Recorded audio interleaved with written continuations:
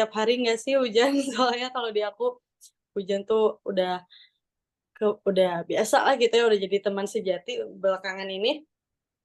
Oke, mungkin aku mau ngucapin ya tadi terima kasih banyak sudah mau hadir dan juga kita bareng-bareng di sini membedah buku. Nah, sebelum itu mungkin aku mau sapa-sapa yang udah hadir, ada Kak Tiwi tadi dan juga ada Kak Buhori udah hadir. Salam kenal, Kak. Halo, Halo, gimana Kak kabarnya? Udah siap hari ini? alhamdulillah siap. Cuman di sini Ah, mungkin kalau hujan bisa mati lampu ya. Semoga tidak oh terjadi iya, itu. aduh semoga ya. Karena kalau di Tasik sendiri sih Kak, dari pagi sampai malam ini nggak berhenti-berhenti hujannya. Iya, Ya, oke. Mungkin selanjutnya kita sapa-sapa Kak Tiwi, halo. Halo Kak Dira. Kak, kalau di Bandung gimana nih Kak? Hujan juga? Di Bandung hujan lumayan ya dari tadi siang sampai sore. Tapi sekarang udah reda. Mudah-mudahan aman terus. Iya, kalau di Bandung tapi nggak langsung mati lampu kan Kak di apart? Aman-aman. Alhamdulillah aman. Terus juga buat peserta-peserta di sini, silakan disiapkan telinganya, kalau nggak disiapkan catatannya, kalau misalnya ada highlight-highlight yang bisa dicatat, yang bisa menjadi pengetahuan dan pembelajaran untuk kita semua. Dan of course hari ini kita bakal banyak mendapatkan insight-insight baru tentang historical book dan juga hal-hal yang bisa kita dapatkan hari ini gitu ya. Ini juga pasti orang-orang yang excited tentang hal-hal yang bersejarah dan juga orang-orang yang sangat mencintai sejarah gitu ya, pengetahuan tentang sejarah. Saya pribadi baru gitu ya memoderatori acara yang luar biasa itu bedah buku mengenai historical Nusantara gitu ya. Benantara ini keren banget dan semoga saya juga pribadi mungkin akan mendapatkan insight-insight baru gitu ya, pengetahuan baru tentang buku ini gitu ya, Benantara. Kalau saya pribadi sih udah sedikit baca-baca tentang reviewnya gitu ya. Saya juga dapat file dari KTW e-booknya gitu ya. Ini tuh kalau menurut dari saya pribadi gitu ya, review saya pribadi itu sedikitnya gambarannya tentang eh, kumpulan tulisan yang menggali berbagai tema kehidupan gitu ya.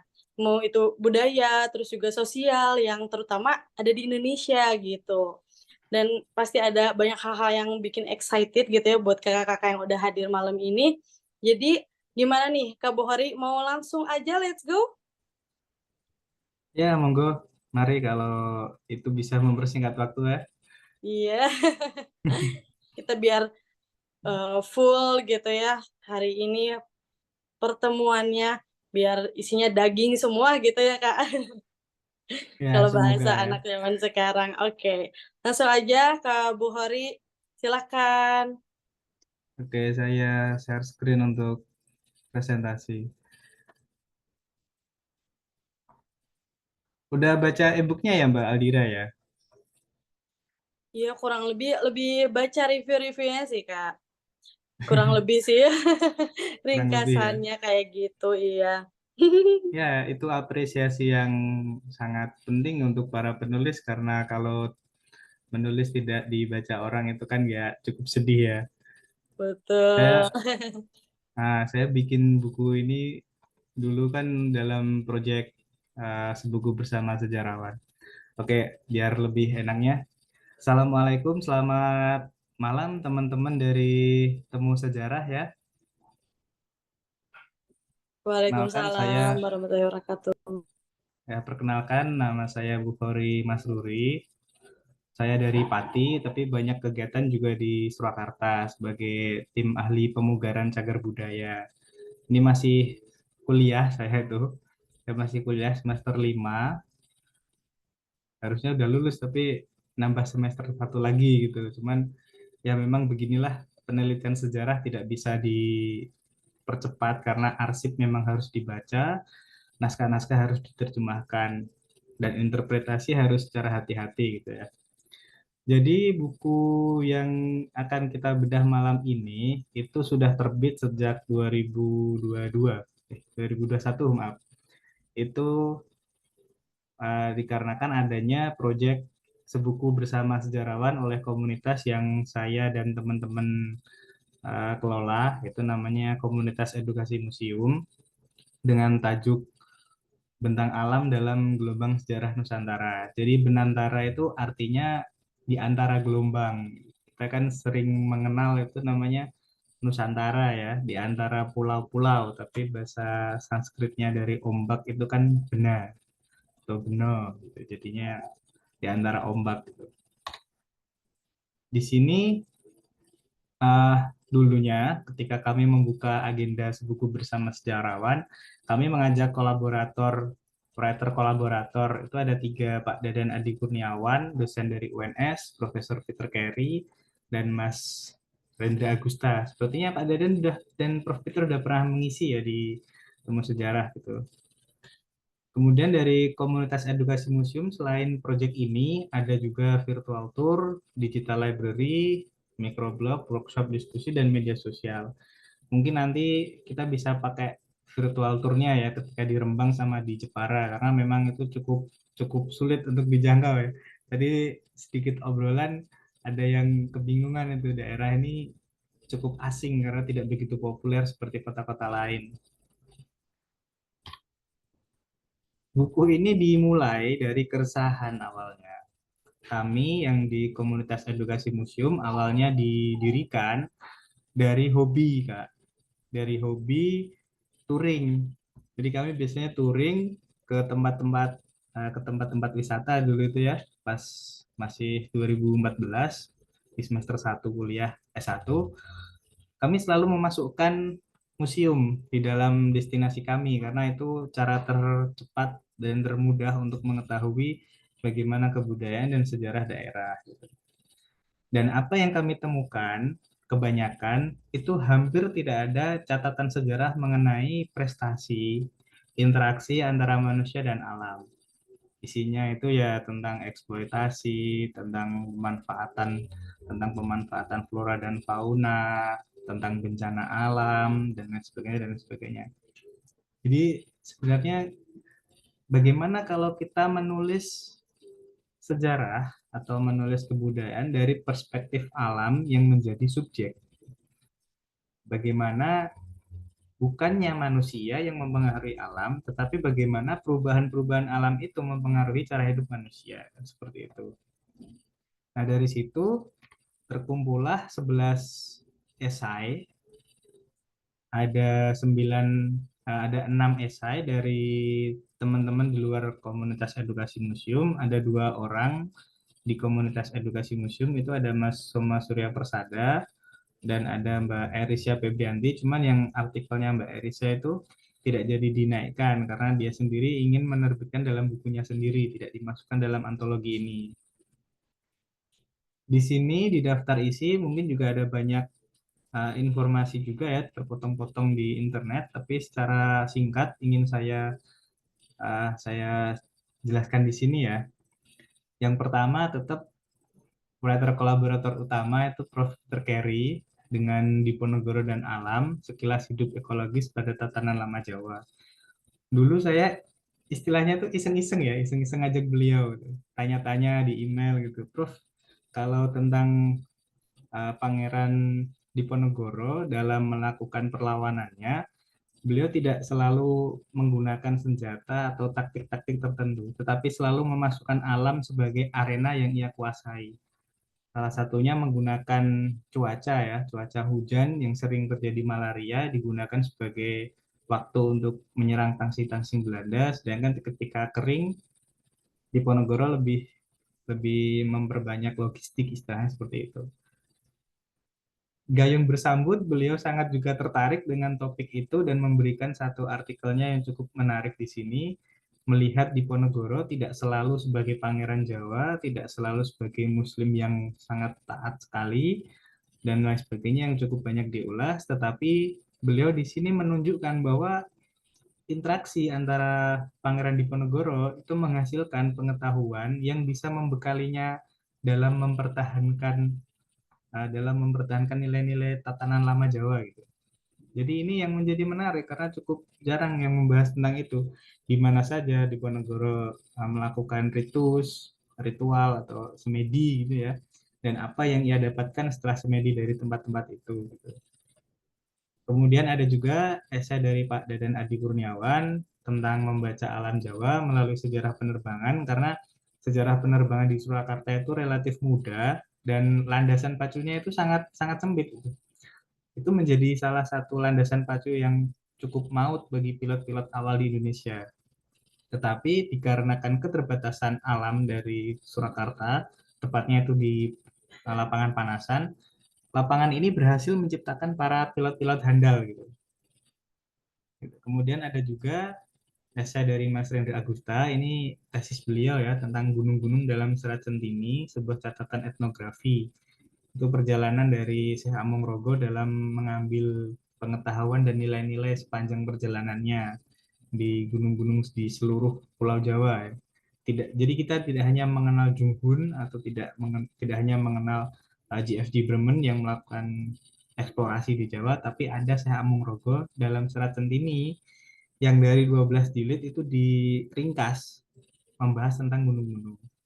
Kemudian esai saya yang akan kita bahas lebih banyak di sesi kali ini karena itu yang menjadi domain saya. Kalau mungkin teman-teman ingin mengundang dari penulis-penulis lain di sini, nanti mungkin bisa saya hubungkan supaya bisa juga memberikan insight yang lain.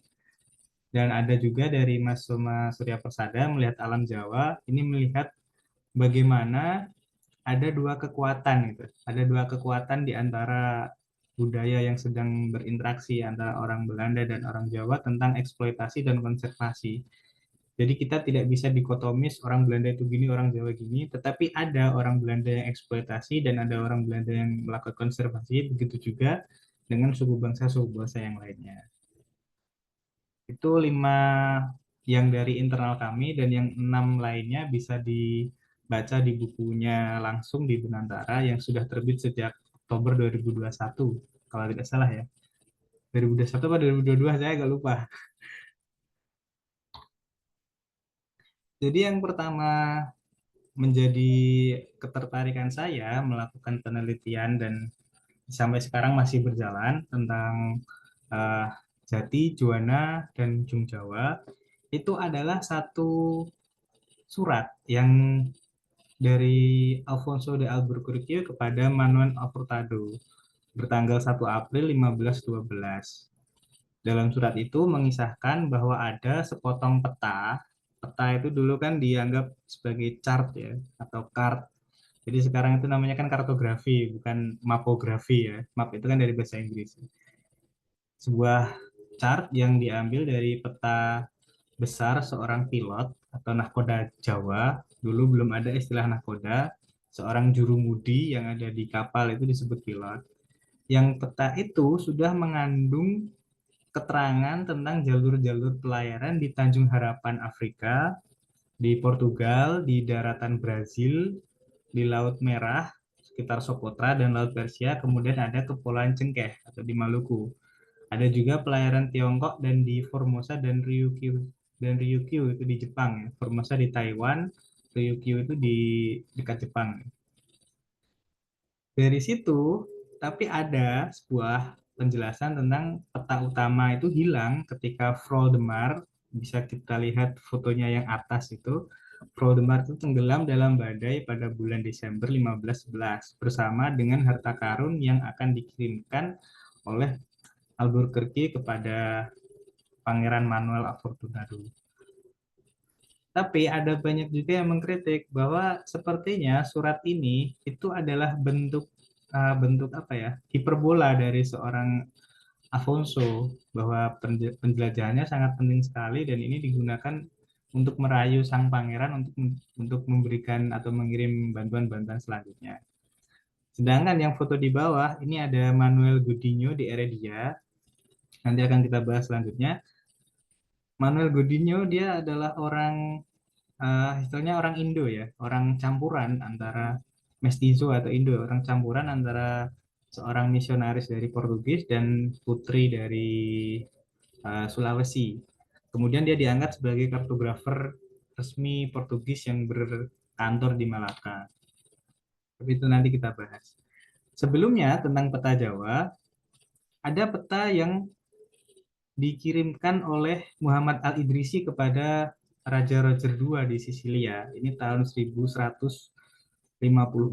Ini orientasi atasnya yang peta besar ini selatan, kalau yang bawah itu utara. Dan yang peta kecil ini sudah saya putar 180 derajat untuk mempermudah hari ini ya, karena hari ini kan orientasinya ke utara. Jadi di peta ini tahun 1154 ada yang cukup penting. Kalau kita lihat di pojok kiri atas yang ada tanda X atau angka 10, ini saya perbesar, ini menunjukkan sebuah daerah seperti Pulau Jawa dan banyak juga pulau-pulau di Nusantara tentunya. Di sini ada Al-Ali Asin. Ali Asin itu Cina, dan ada Jazirah Al-Qamar Uhaija Jazirah Malai itu sekitar semenanjung Malaysia. Nah, jadi bisa dikatakan Bakia Art Al-Waqwaq itu adalah Jawa. Dan di sini juga ada beberapa pulau-pulau kecil itu juga bertuliskan Al-Waqwaq. Jadi itu seperti uh, apa ya, keterangan pertama dalam peta dunia yang cukup lengkap di era abad ke-12. Itu Jawa sudah dipetakan sehingga sudah ada orang yang ke sana dan melakukan pemberian gambaran terhadap daerah sana. Kemudian yang cukup penting juga dan hampir kita semua juga tahu ketika pecinta sejarah membaca sejarah pelayaran, itu ada Laksamana Cheng Ho ya. Laksamana Cheng Ho dalam datang ke Semarang dan Lasem dan banyak tempat di Jawa itu sudah punya peta juga. Ini yang sebelah kiri ya kelihatan ya ada tulisan-tulisan Cina, ini pasti petanya orang Cina kan gitu. Orang Tiongkok, maaf, orang Tiongkok. Nah, di sini ada satu satu pulau. Ini kelihatan mas saya ya. Satu pulau ini tulisannya Ciriman. Cirimon ya, Ciriman. Dianggap bahwa ini adalah kepulauan Karimun Jawa. Jadi sudah ada jalur pelayaran yang membelah dari utara. Nah, ini yang sebelah kanan itu utara, yang sebelah kiri itu selatan. Orientasinya beda lagi. Jadi baca peta itu ya cukup muter-muter dulu itu bukunya tuh. Jadi bisa kita lihat di sini Pulau Jawa juga sudah dipetakan bahwa juga ada daratan yang mirip dengan Pulau Madura. Cuman tidak ada tulisannya di sini, masih kosong. Peta ini ada di Wubeiji Library di Cina yang ditulis oleh Mao Yuanyi 200 tahun setelah pelayaran Cheng Ho. Jadi memang ada proses penyalinan ulang dari saya lupa judul buku aslinya, tetapi kalau di bahasa Indonesia kan itu ikhtisar perjalanan maritim di situ. Kemudian ini yang kanan, yang cukup peta yang cukup besar, ini adalah peta dari Manuel Godinho de Heredia yang fotonya kita lihat tadi. Dia itu orang yang sangat penting karena sudah memetakan banyak tempat, seorang kartografer resmi dari Portugis dan sangat dekat dengan orang-orang Nusantara. Dia cukup memahami bagaimana kondisi di Nusantara itu. Di tahun sekitar 1600 dia sudah memetakan Australia yang dia tulis dalam nama Luka Antara ya. Dia menulis Luka Antara karena dia menghormati seorang Marco Polo yang dalam ikhtisarnya menulis ada Java Mayor dan Java Minor. Java Mayor itu Pulau Jawa, tetapi bagi Pelaut Jawa itu sudah bisa datang ke pulau yang lebih besar di sebelah tenggaranya. Dan kalau bagi Godinho di Heredia seharusnya yang dinamakan Java Mayor itu ya Australia itu. Cuman karena menghormati si Marco Polo, dia menulis istilah baru bernama Luka Antara. Di sini juga ada banyak uh, daerah-daerah yang mungkin juga sampai hari ini masih kita kenal ya. Ada daerah Jepara, ada daerah Pati, ada daerah Tuban, Gresik, Semarang. Semarang belum ada. Surabaya, dan ada juga Bima di sebelah kanan itu, Nusa Tenggara. Dalam membuat peta, Manuel Godinho di Heredia itu dibantu seorang bernama Kiai Masyuro.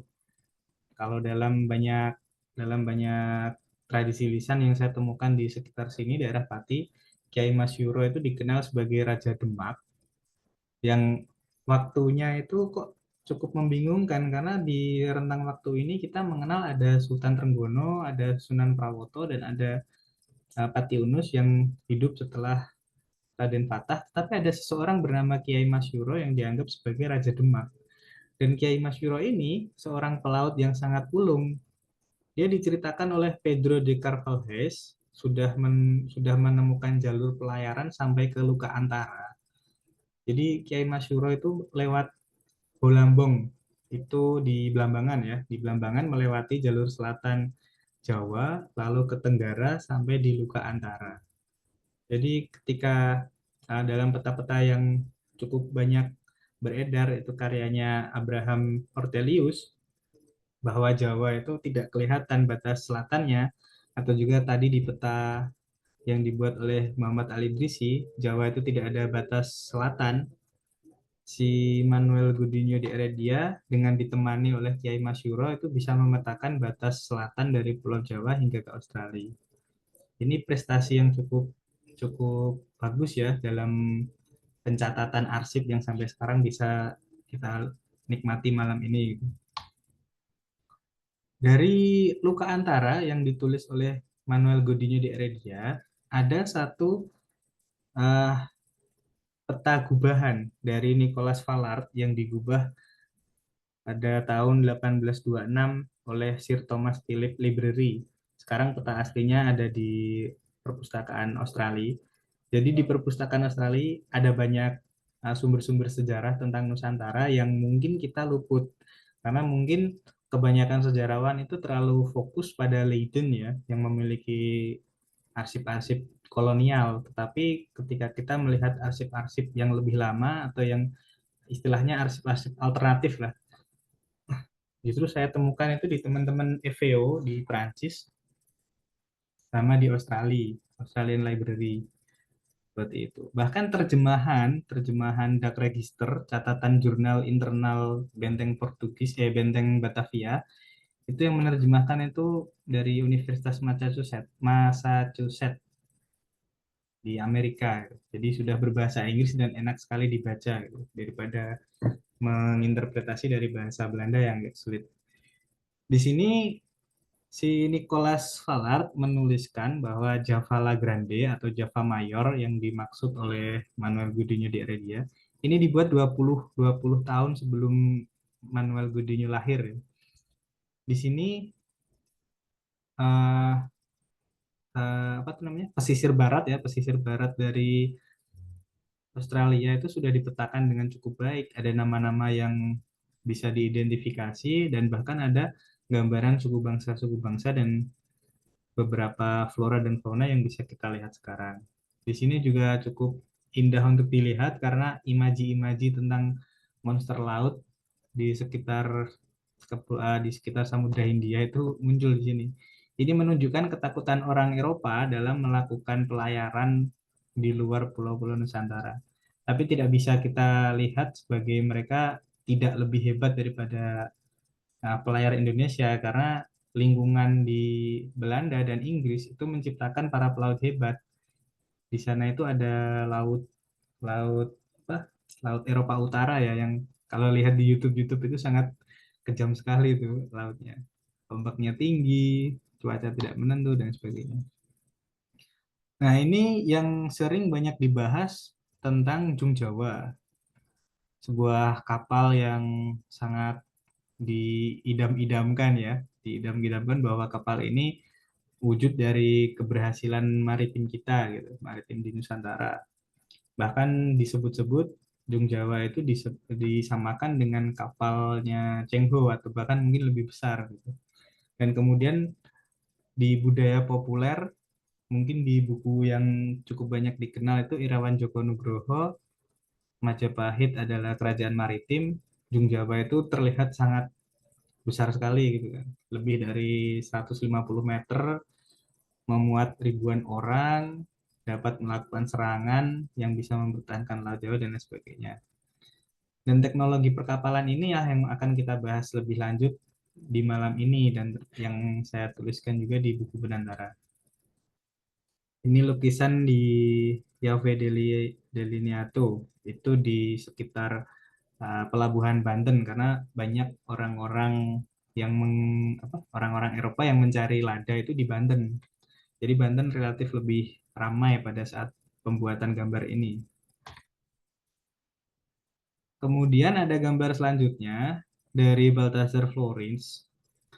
Tahun 1628, sekitar 18 tahun setelah penggambaran kapal Jung tadi, kita di sini bisa lihat rasio kapal. Kalau dilihat di bagian kanan, di bagian ini orientasinya itu yang utara kiri, yang selatan kanan ya. Di sebelah selatan benteng Kastil Batavia itu kita bisa lihat kapal-kapal berbendera VOC. Sebenarnya itu mungkin bukan bukan bendera VOC, bukan otomatis bendera VOC, tapi bendera tiga warna trial flag itu diidentifikasikan sebagai bendera Hanseatic League, Serikat Dagang yang lebih lama daripada VOC. Di sebelah kanan itu kapal dagang Eropa yang ada di dalam, dan sebelah kiri itu adalah kapal-kapal dari Sultan Agung yang menyerang ke Kastil Batavia. Tetapi ini bukan kapal milik Sultan Agung, ini kapal milik aliansinya yang ada di Jepara. Jadi bisa diidentifikasikan mungkin inilah yang dinamakan Jung terakhir setelah penyerangan di Malaka. Dan ukurannya tidak semasif yang diceritakan-ceritakan. Bisa kita lihat juga di sini jumlah tiang kapal. Kalau yang punya Belanda kebanyakan 3 tiang kapal, tapi kapalnya relatif kecil. Sedangkan jungjung yang ada di sebelah kiri atau di sebelah utara benteng itu hanya 2 tiang kapal, tetapi cukup besar ya. Jadi kalau ada kalau ada badai, kapal ini akan kesulitan untuk berlayar. Dan juga kita bisa lihat ada banyak dayung-dayung yang berada di kanan kiri kapal.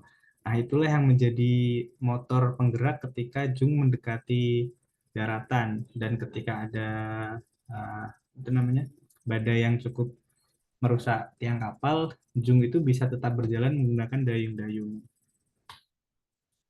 Di sini ada beberapa kelas kapal yang diketahui namanya tall ship atau kapal tinggi. Itu teknologi perkapalan sebelum abad ke-18 karena tidak memerlukan mesin dan rangkanya masih menggunakan rangka kayu. Jadi kalau Jung Jawa itu uh, memiliki teknologi perkayuan, pasti bentuknya tidak jauh dari bentuk-bentuk ini.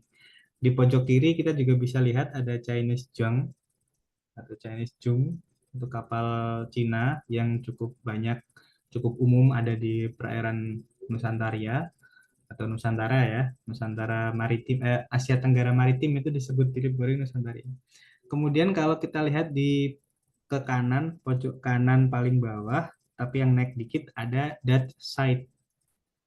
Itu kapal dengan satu layar tunggal yang sangat jadi andalan bagi Hanseatic League untuk melakukan penaklukan di kapal-kapal daerah lain.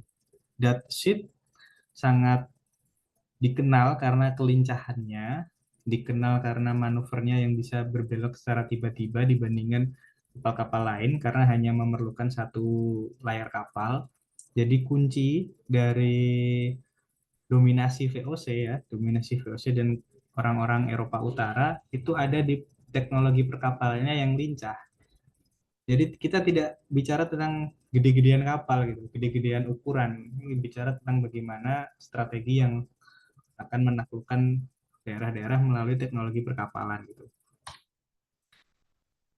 Kalau tadi teman-teman lihat di pojok kiri bawah tentang Chinese Junk, itu kan bentuk umum dari kapal di Cina. Dan ini ada ilustrasi tahun 2006 oleh Sarah Ward menunjukkan armada Treasure Voyage, lawatan harta karun ya, lawatan harta karun Cheng Ho dalam 7 kali lawatan menggunakan ratusan kapal dengan ukuran jung utama sekitar 5 sampai 10 dan diikuti oleh jung-jung yang lebih kecil banyak sekali. Jadi seakan-akan perairan ada kapal ini itu sudah penuh, nggak ada kapal lain yang bisa lewat, istilahnya seperti itu.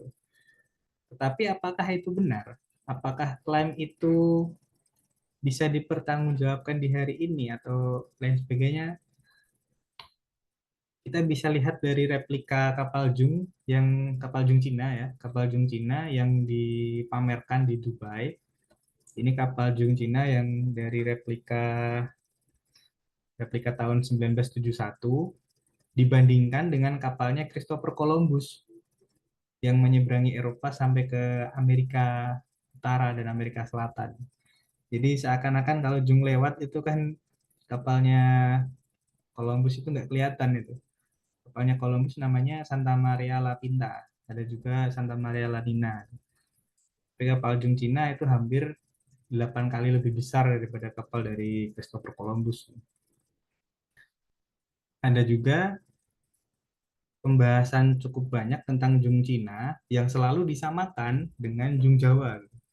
Bahkan ada ungkapan di salah satu suratnya Balthazar Port, dua jung yang ukurannya sama tetapi memiliki penggerak yang berbeda dan ciri-ciri yang berbeda itu ada jung Cina atau jung Barat dan jung Timur atau Soma Dejong, itu punyanya Patiunus katanya. Tapi ukurannya ini sangat masif sekali ya, 137 meter kali 56 meter lebarnya. Kalau dari atas ke bawah pasti cukup tinggi. Ada 8 layar penggerak juga yang dimiliki oleh Jung Cina. Dan di suratnya Alfonso de Albuquerque dari Canore kepada Fernão Pires, kebalik ya, kebalik Fernão Pires itu melaporkan, ini saya harusnya dari Alfonso bukan kepada Alfonso. Dia kapten armada yang menghalau armadanya Patiunus tanggal 22 Februari 1513 bahwa Jung Patiunus adalah yang terbesar yang dilihat oleh orang-orang dari daerah ini. Ia membawa 1.000 tentara di kapal dan yang mulia bisa mempercayainya. Ini semacam semacam ingin ingin apa itu namanya? Meneguhkan bahwa itu bukan fantasi saja. Dan ada juga petikan dilihat karena Annunziata atau yang dimaksud itu Santa Maria la Annunziata di dekatnya tidak terlihat seperti sebuah kapal sama sekali. Dan Santa Maria la Annunziata itu adalah kapal utama Portugis yang dipinjamkan oleh Portugis kepada Skotlandia ketika Perang Inggris. Jadi kapal terbesar atau kapal induk dari Portugis saja tidak akan kelihatan kalau bersanding dengan kapal jung milik Patiunus. Selebay itu dia menceritakan, nah istilahnya seperti itu ya, Fernão Pires. Tapi dalam buku lain, mungkin bisa dibahas sama teman-teman di lain kesempatan, karya dari Philip Bowring. Ketika saya chat Prof. Peter, katanya temannya Prof. Peter katanya. Seorang wartawan ya, seorang wartawan. Dia cukup kritis mengomentari dalam bukunya di bab kapal yang mustahil. Jung Cina yang diceritakan Nidam tadi 137 itu sepertinya terlalu besar untuk menjadi sebuah kenyataan, istilahnya seperti itu. Karena pada uji replika, tapi masih dalam replika model ya, belum langsung pembuatan kapal besar, itu gagal dalam fase seaworthy. Itu dengan panjang 71 meter. Jadi seandainya dikasih itu kan tenggelam atau tidak sangat tidak layak karena ada beberapa selat-selat dan beberapa semenanjung yang tercatat menjadi tempat pemberhentian Cheng Ho tetapi tidak bisa dijadikan tempat bersandar oleh replika ini. Kemudian kapal Jung Cina terakhir yang bernama Jung Texing yang karam tahun 1822 itu tidak lebih dari 50 kali 10 meter dan bisa menampung 1.600 penumpang. Jadi ketika diceritakan kapal dari Jung Patiunus bisa menampung 1.000 orang dan ukurannya sama dengan kapalnya Cheng Ho, itu sangat sangat mubazir sekali ya, ada space kosong yang sangat banyak sekali. Karena dengan 50 meter saja bisa menampung 1.600. Kemudian oleh Philip Boring, dia memberikan alternatif bahwa kapal Kolandia Ponta yang sudah pernah ke Yunani atau di beberapa literatur Tiongkok itu disebut sebagai Kunlun Po abad ke-8 Masehi, itu ukurannya sekitar 50 meter. Ya, tidak lebih besar atau tidak lebih jauh lah daripada Jung Texing yang karam di era 1800. Kemudian beberapa tulisan buku Jepang dari Pulau Ryukyu tadi abad ke-13, rata-rata kapal dari Nusantara itu sekitar 30 sampai 40 meter. Tidak termasuk bowsprit. Bowsprit itu yang moncong kapal paling depan itu. Itu tidak termasuk, tidak dihitung. Dan bowsprit itu bisa sampai 10 meter lebih biasanya. Kemudian ada juga kapal rangka kayu terbesar menurut Philip Boring yang pernah diciptakan oleh manusia di abad ke-18, itu kapal Victory. Maksudnya kapal yang masih menggunakan rangka kayu ya. Karena akan ada kapal-kapal dengan rangka besi yang lebih besar di era-era setelahnya. Dan ini hanya sampai 69 meter. Jadi tidak sampai sebesar 137 kali 56 meter. Itu terlalu besar untuk berlayar. Nah, dari presentasi yang saya sampaikan hampir setengah jam sebelumnya itu sebenarnya tidak ada di buku saya, tapi ini yang menjadi inti dari buku Jati, Juwana, dan Jung Jawa. Apakah teknologi Jung Jawa itu masuk akal atau memiliki daya dukung yang menjadikan kapal ini tidak mustahil, gitu, menjadikan kapal ini bisa dibuat, gitu. Jadi ada beberapa poin-poin yang menjadikan kapal Jung itu penting. Jadi kita tidak terkotak pada narasi besar atau kecil Jung Jawa, sehebat apa maritim kita dahulu dan lain sebagainya, Seperti yang kita kalau bicara sejarah itu kan nggak cuma membangga-banggakan kebudayaan masa lalu saja ya, tapi kita harus belajar bagaimana orang masa lalu hidup untuk kita bisa melihat masa depan, istilah seperti itu. Dan kapal Jung Jawa salah satu kuncinya itu adalah di materialnya. Kan secara logika gini ya, kalau materialnya itu tidak ada di alam, pasti kapal itu kan nggak jadi. Kalau jadi pun harus melakukan impor dari tempat lain, dan itu sangat memerlukan dana yang tidak sedikit kan gitu. Nah, ternyata dari yang saya lakukan riset, kapal Tiongkok itu jelas berbeda dari Nusantaria. Gitu. Kapal Tiongkok itu tadi Jung Barat, kalau Nusantaria itu Jung Timur ya. Kapal Tiongkok menggunakan kayu pinus karena di daerah sana lebih banyak kayu pinus, kan daerah cukup subtropis ya. Sedangkan kapal Nusantara menggunakan kayu jati atau menggunakan rangka dari kayu yang cukup keras, bahkan dikatakan sebagai kayu terkeras di dunia itu kayu jati. Di bawah sini, di gambar bawah itu saya perlihatkan satu lambung kapal yang ditemukan di Rembang, itu dipercaya lebih tua daripada Borobudur, pembuatan Borobudur maksudnya, dan ditemukan sampai sekarang masih bisa dilihat di Rembang, dan itu satu-satunya uh, artefak kapal abad ke-8 di Asia Tenggara. Jadi teknologi ini sudah sangat bisa kita analisis secara lebih rinci. Dengan sebelah kanan itu ada juga pohon jati terbesar yang sampai sekarang masih hidup, itu di Blora. Itu pohon jati denok, dinamakan denok gitu, dengan diameter sekitar 5 meter. Kayu jati, kalau teman-teman tahu harga dari kayu jati, diameter 30 cm saja itu harganya sudah 5 juta sampai 10 juta gitu. Bisa buat beli iPhone bekas lah. iPhone lama maksudnya, yang XR bukan yang baru. Tapi kalau jati sebesar ini bisa buat berapa rumah mungkin. Ada juga tradisi lisan di daerah saya, di Desa Sukolilo, Kabupaten Pati, itu di daerah Kendeng. Ada satu pohon jati yang besar, diameternya itu sekitar 15 meter. Ketika dipotong, pohon jati itu bisa dibuat untuk menjadi satu bangunan masjid. Jadi masjid itu hanya dibangun dari satu pokok kayu jati. Ini foto-foto tentang perahu Punjul Harjo di Rembang. Kita bisa lihat di sini yang foto hitam putih itu temuan pertama 2008. Yang kanan atas itu teknologi sambungan kapal menggunakan pasak-pasak dari bambu karena itu fleksibel. Kemudian yang foto tengah yang warnanya agak kekuningan ini. Nah, itu namanya gading-gading. Itu yang jadi rangka yang menyatukan lambung kapal. Dari gading-gading ini disatukan dengan papan kayu paling bawah, itu menjadi sebuah rangka kapal yang cukup solid. Dan yang menjadi menjadi temuan saya setelah buku ini, bukunya sudah terbit dulu baru saya menemukan.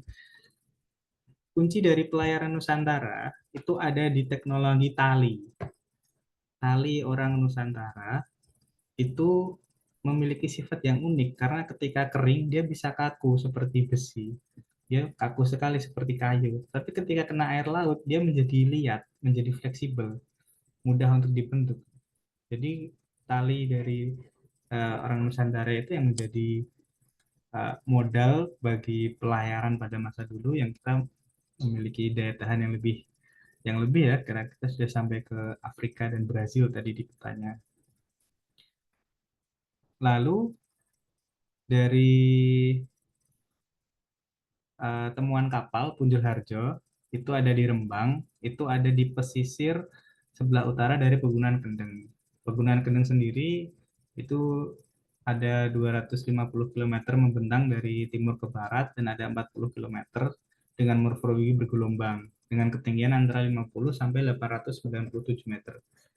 Jadi ini adalah sebuah daerah yang khusus, daerah yang unik di Pulau Jawa yang menjadi kunci dari kayu jati dan teknologi pembuatan kapal jung di Rembang, Juwana, dan Lasem.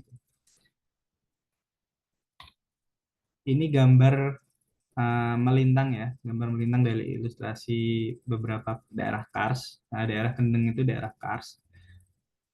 Jadi kalau teman-teman lihat di sini ada beberapa bukit dan beberapa sungai. Jadi jalur logistik dari kayu jati itu dipotong kemudian ditaruh di sungai-sungai dan diangkut sampai ke pesisir.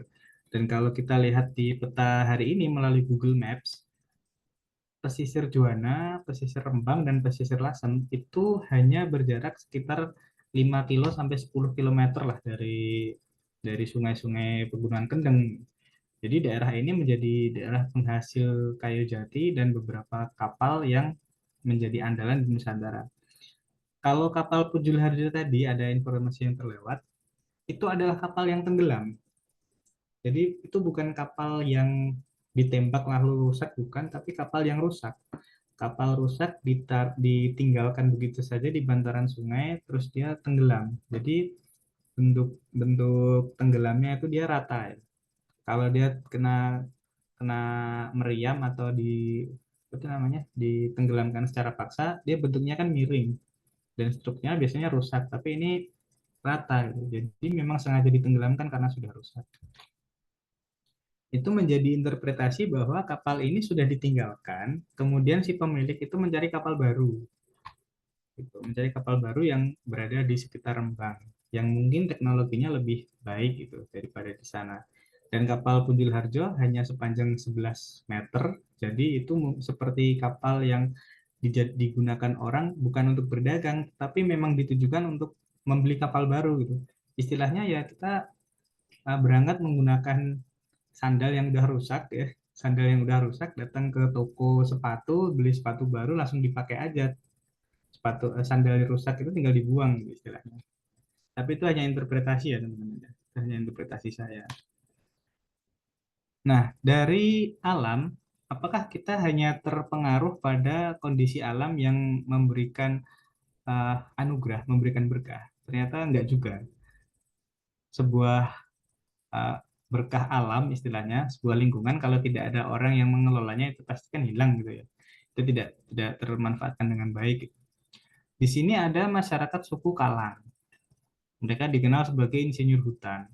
Mendapatkan nama Kalang dari orang-orang yang dikalang atau dalam bahasa Jawa dikalang itu diisolasi, dibuang, dikarantina atau ini orang yang diasingkan lah. Mereka sudah ada dalam penyebutan prasasti kubur candi tahun 830 Masehi. Di tradisi lesan yang bisa diinterpretasi hingga saat ini, orang-orang Kalang itu cikal bakal dari para profesi Blandong.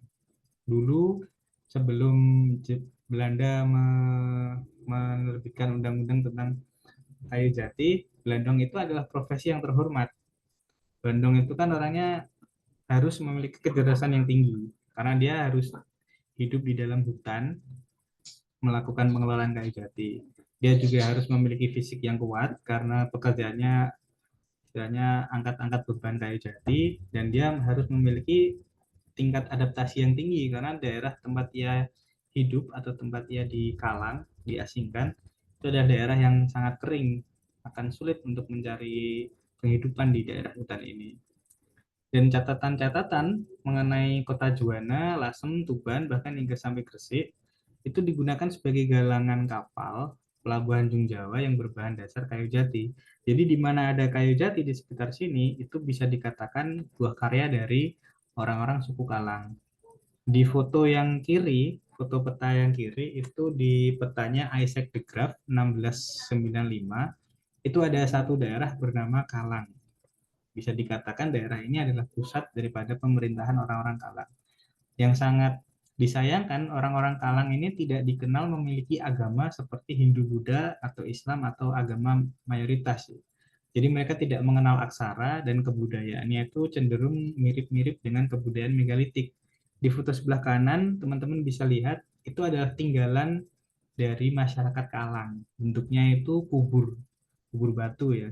Jadi kubur batu dari batuan kars itu diberdirikan terus ditutup. Jadi mereka ini masih eksis sampai abad ke-17 dan mempertahankan budaya megalitik. Kalau di buku-buku sejarah itu kan kebudayaan megalitik itu seakan-akan hilang ketika Hindu-Buddha masuk, tapi orang-orang Kalang masih mempertahankan budaya megalitik. Nah, tadi di Rembang, Perahu Punjul Harjo, kemudian ini di Juwana. Juwana itu kalau agak jelas bisa dilihat itu dilihat dari peta ini anonimus ya, itu ada di sebelah timur Rembang.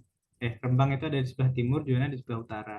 Jadi ini dua kota yang selalu digunakan sebagai galangan kapal gitu. Jadi ketika uh, tempat di Jawa di sekitar Cirebon dan sekitar Rembang Demak atau saya singkat saja sebagai daerah Muria gitu ya, itu dijadikan sebagai major port. Nah, dan tempat inilah yang menunjang bagaimana teknologi Jung itu lahir dan berkembang. Di peta yang lain, karya Johannes van Essen yang kanan 1713, kita lihat daerah Rembang dan daerah Juwana itu daerah rawa-rawa.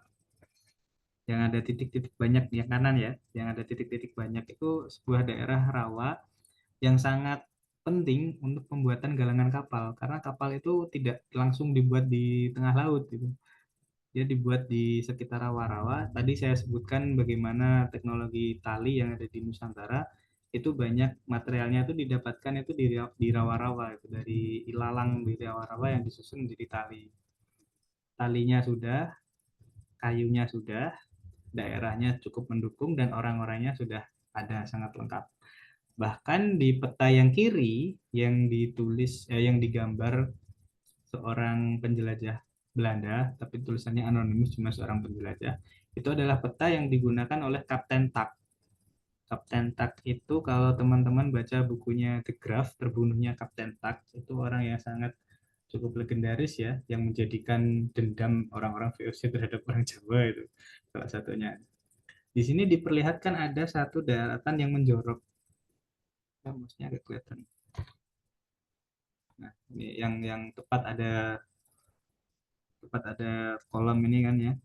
Kolomnya kalau hilang, nah ini ada satu daerah yang menjorok. Itu adalah daerah yang dipercaya sebagai Selat Muria sebelah barat. Jadi menghubungkan dari kiri ke kanan. Lalu dari barat ke timur itu adanya Selat Muria, istilahnya seperti itu ya. Dan Selat Muria dipercaya sebagai daerah yang sangat strategis sebagai kawasan militer Demak, ya. Katanya seperti itu. Lalu ini ada lukisan yang sudah banyak ada di internet pastinya, tapi saya di sini mempertahankan adanya. Kalau teman-teman lihat di pojok-pojok gambar ini kan ada paku ya. Ini foto langsung, bukan foto foto downloadan ini.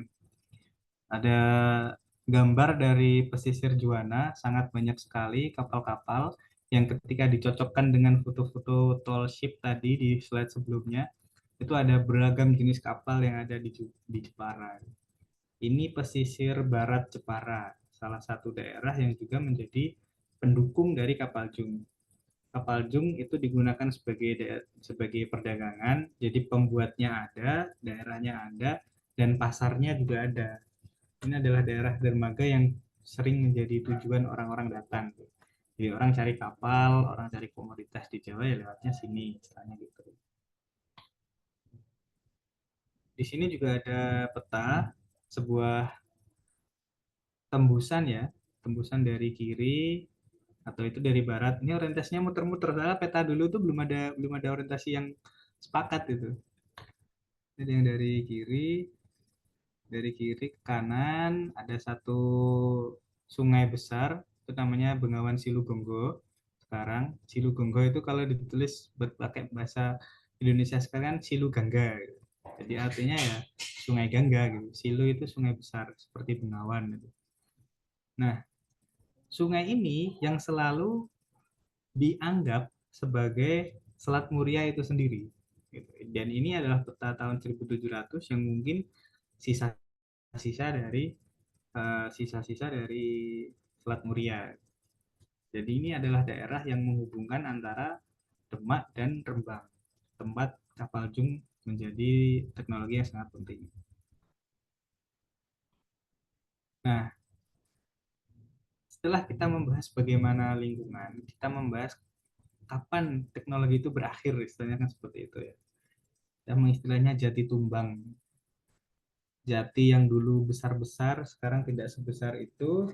Tadi yang saya lihat, Jati Denok yang ada di Blora itu sekitar 5 meter, sedangkan ada arsip yang menunjukkan jati itu mungkin bisa lebih besar daripada Jati Denok. Ini jati terakhir sebelum dipotong di Bojonegoro ya.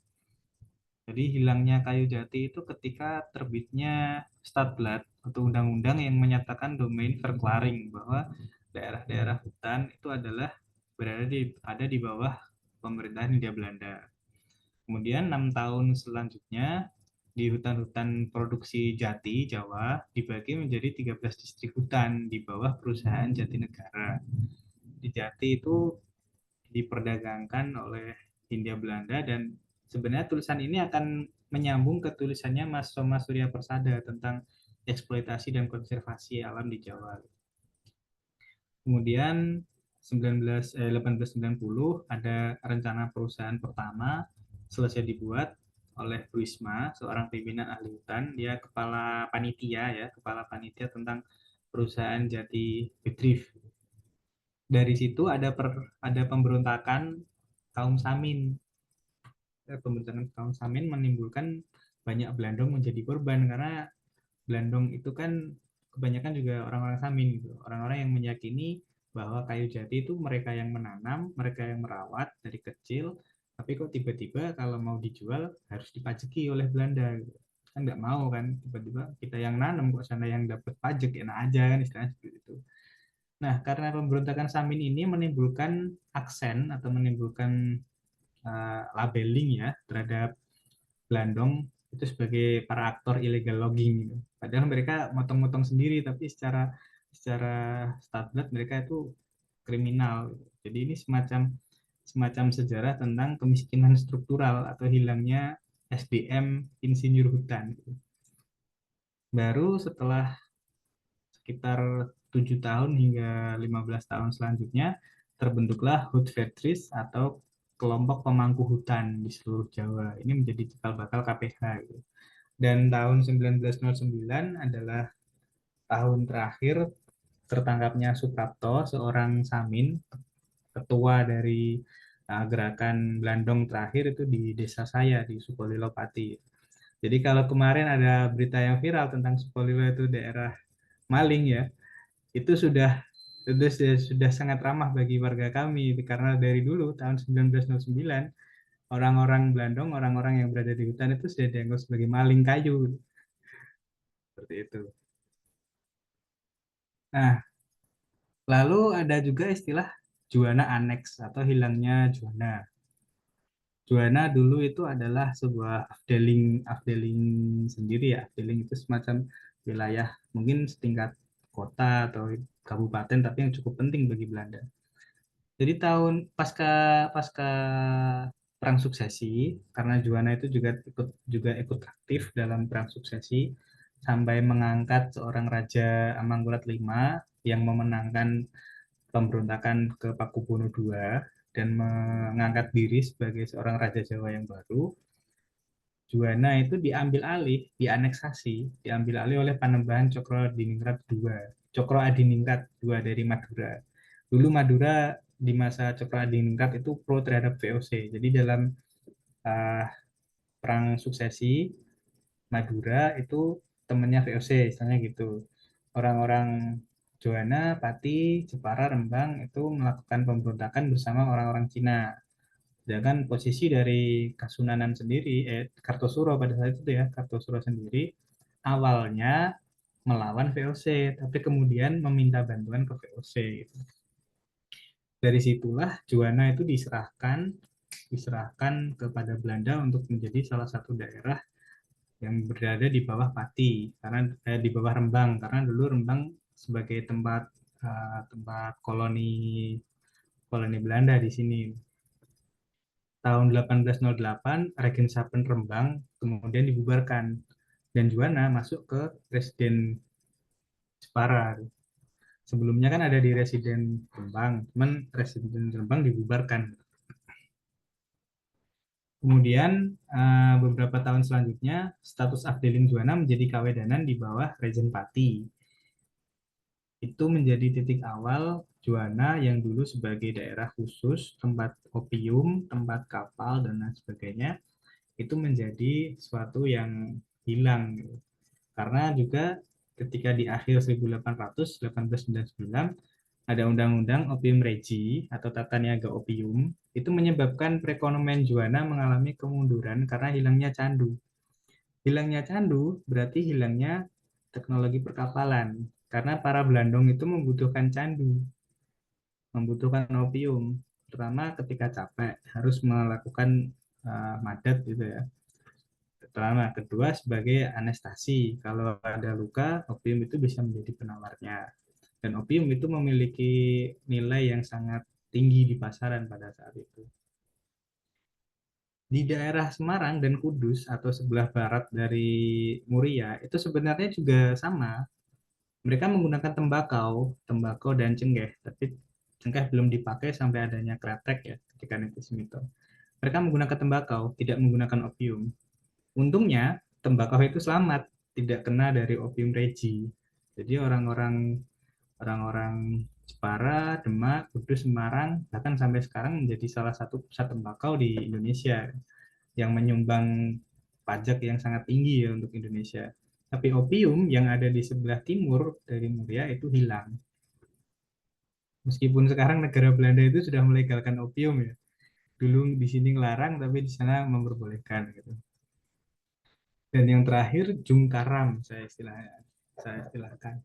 Ini ada foto dari Johannes, bukan foto ya, lukisan pensil dari Johannes Rach tahun 1772 menunjukkan dermaga Rembang yang sudah mulai kehilangan kehilangan kapal-kapal besarnya. Jadi 1764 tadi setelah Perang Suksesi ada aturan yang melarang kapal-kapal besar itu dibuat di Jawa. Kapal-kapal besar dibuat di Batavia untuk kelas brig dan brigantin. Itu sekitar 600 ton. Nah, kalau teman-teman lihat di lukisannya Johannes Rach yang kiri, kan ada bendera tuh, ada bendera 3 warna. Yang sebelah kirinya itu dianggap sebagai lambung kapal yang sedang dikerjakan. Kalau teman-teman lihat secara rasionya, yang sebelah kanan itu ada beberapa rumah-rumah. Nah, itu kapalnya bisa 2 sampai 3 kali rumah warga. Jadi mungkin secara ukuran yang kita bahas di awal tadi tentang Philip Boring, ini bisa sangat menjadi referensi. Kapal-kapal besar terakhir sekitar ukuran 50 meter sampai 70. Enggak sampai 70, sampai 60, 50 sampai 60. Kemudian yang di bawah ada 3 bendera.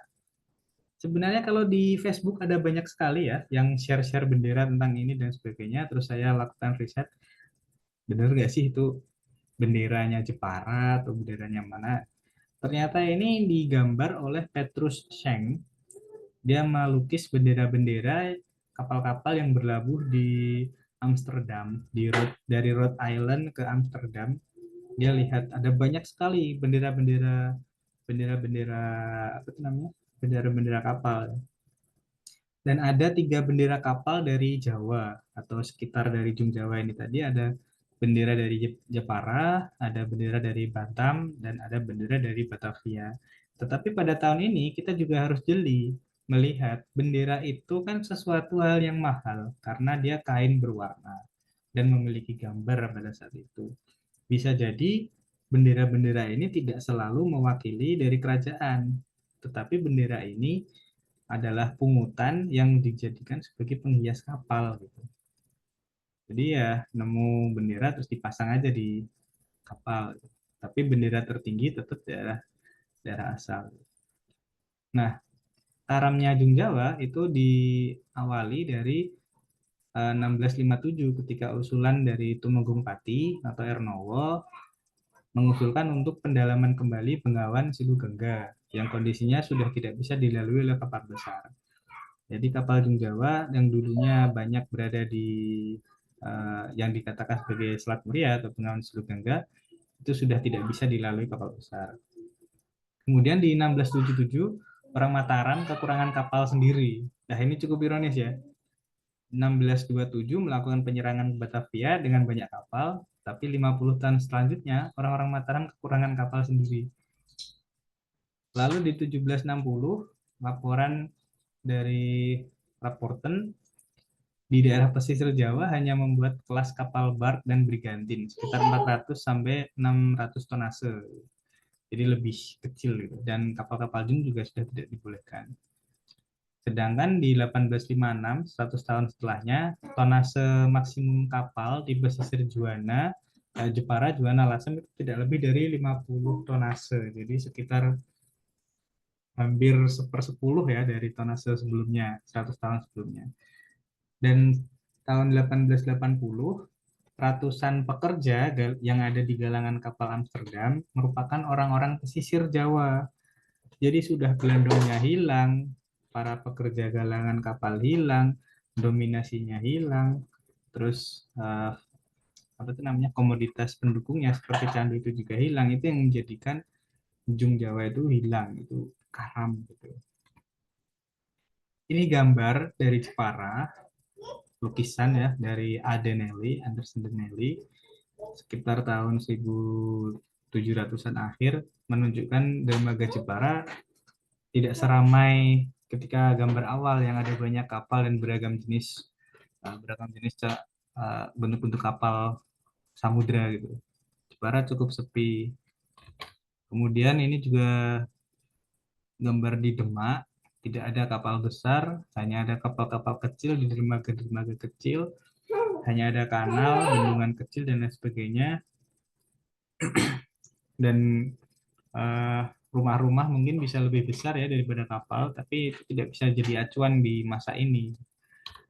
Dan ini terakhir di Juana, itu masih ada beberapa rumah-rumah besar dan rumah-rumah besar yang terhubung ke kanal-kanal yang itu dipercaya sebagai pabrik pembuatan kapal dan bengkel kapal karena kapal itu perlu masuk ke kanal dan diperbaiki di dalam kanal bukan di luar kanal. Itu kan sangat sulit sekali gitu. Dan yang uniknya di antara ini Juana, Demak, dan Rembang dan Jepara itu hanya Juana yang tidak ada penampakan dari bendera 3 warna. Itu menunjukkan Juana belum sepenuhnya berada di bawah kuasa kolonial Belanda di saat ini. Sedangkan Jepara dan Demak sudah berada sebagai daerah koloni. Jadi yang bisa kita jadikan refleksi bahwa Jati, Juana, dan Jung Jawa itu menunjukkan sebuah teknologi itu menjadi motivasi merawat alam. Karena ketika Jung Jawa itu ada, Jati itu bisa dirawat supaya disiapkan menjadi kapal. Terus sedimentasi laut, sedimentasi sungai dan lain sebagainya itu juga dipertahankan supaya reservoir air itu bisa terjadi dengan baik, tidak hanya untuk jung, tapi juga mengamankan diri dari banjir dan lain sebagainya. Sedangkan ketika tergantinya teknologi, teknologi harusnya tidak menggantikan pemahaman, tetapi mengembangkan pemahaman. Teknologi kapal jung yang diganti menjadi kapal bark dan brigantin, termasuk juga hilangnya para belandong dan para pekerja galangan kapal, itu menjadikan pemahaman kita tentang alam itu tercerabut. Bahkan mungkin hari ini ketika saya membicarakan daerah-daerah tadi ya, yang di Jepara, Pati dan Juanda, kita bingung dengan daerah-daerah pesisir, dan pemanfaatan teknologi yang terdikte yang kemudian mencerabut pengetahuan adalah bukti nyata dari perbudakan intelektual. Kita tercerabut dari pengetahuan-pengetahuan masa lalu. Dan ini slide terakhir, kata pengantar terakhir dari Prof. Fitri yang ada di buku Benantara, bisa teman-teman simak sendiri dan ada juga di buku Benantara. Demikian Kak Aldira, sepertinya pembahasan yang cukup panjang atau singkat tadi kira-kira. Gitu, terima kasih. Terima kasih kembali Kak. Tadi untuk saya pribadi yang sangat awam tentang sejarah Nusantara gitu ya, sangat luar biasa, banyak banget insight-insight baru gitu ya. Karena juga kalau di sekolah ataupun di ya halayak umum, di masyarakat umum tuh kebanyakan sejarah itu tentang manusia dengan manusia dan lain-lain gitu ya. Tapi ternyata memang tidak banyak yang membahas manusia tentang alam seperti yang ada di buku Benantara ini. Dan juga tadi ada salah satu quotes nih dari dari penjelasan tadi yang saya ambil gitu, katanya quotes-nya itu tentang, katanya kita harus mengetahui kehidupan zaman dahulu itu seperti apa sebelum kita nanti mengetahui masa depan itu seperti apa. Itu sangat luar biasa, membuka mata saya gitu. Jadi kayak bener ya, berarti betul ya, kita kalau ingin berkembang gitu ya, nanti ingin mengetahui juga masa depan itu harusnya nanti seperti apa ya, kita harus mengetahui terlebih dahulu kehidupan di masa lalu tuh seperti apa agar kita tetap bisa berkembang gitu ya. Oke, luar biasa banget tadi, banyak insight baru dan juga kalau menurut Dira sih banyak yang bisa dibahas atau ditanya jawabkan lagi gitu ya, Kak? Ya, semoga. Nah, iya, maka dari itu langsung aja kita buka sesi tanya jawab, mungkin dari kakak-kakak yang sudah hadir, bisa raise hand untuk bertanya, ada yang mau ditanyakan, atau kesulitan untuk membuka open mic bisa di chat gitu. Boleh raise hand? Ada belum ya? Belum ada, Kak. Belum ada ya. Oke. Atau mau di kolom chat boleh juga. Keren pemaparannya. Terima kasih, Kak. Luar biasa. Ya. Ya, sebenarnya ini penelitian yang masih jalan ya. Jadi penelitian awal tahun 2021, jadi itu totalnya sudah 5 tahun setelah saya memulai penelitian tentang daerah-daerah sini, daerah-daerah pesisir Jawa, yang isunya itu kan mau dijadikan provinsi Jawa Utara katanya gitu. Oke. Nah, di Jepara pernah ada mau dibikin nuklir, terus maksudnya tenaga nuklir ya, pembangkit tenaga nuklir, bukan peluru nuklir ya. Kemudian di Kudus itu sebagai kabupaten terkaya. Terus ada juga Rembang jadi tempat itu namanya semen semen apa namanya ya, itulah pabrik semen. Pabrik semen Oke. itu di Rembang dan Gerobokan gitu. Berarti ini penelitiannya masih terus berjalan ya, Kak? Masih. Ini yang saya tulis di Benantara mungkin hanya 10% ya, karena cuma di sini cuma 10 lembar itu saya. 10 lembar WordPress. Ada banyak temuan-temuan yang mungkin seru untuk didiskusikan, tapi kalau datanya kurang kurang fundamental kan saya nanti malah jadi seperti konspirator ya, seperti revisionis gitu, seperti itu. Oke, itu Keren. ada Kak Lia tuh. Oh, udah ada yang raise hand ya? kalian Nur Amalia. Silakan Kak, Iya. langsung aja ditanyakan. Ih, keren banget. Saya pernah Hmm. baca itu yang apa tentang mengelilingi samudra.